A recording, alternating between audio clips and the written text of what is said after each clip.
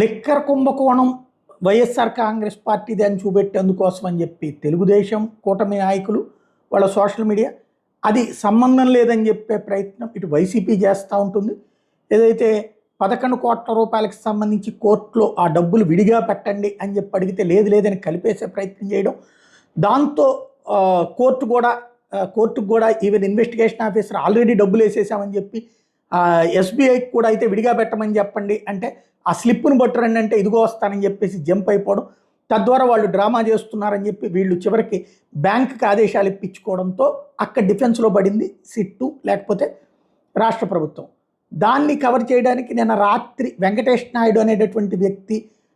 ఫోన్లో రిట్రీవ్ చేస్తే అతను ఎవరైతే అతని పేరేంటి చెవిరెడ్డి భాస్కర్ రెడ్డి అనుచరుడు కాబట్టి అక్కడ డబ్బులు దొరికినాయి, అదే అతను ఇంతకు ముందు డబ్బులు ఇట్లా పంచినవి చూసారా అని చెప్పి వీడియో ఒకటి వీళ్ళు ప్రొజెక్ట్ చేయడం, దానికి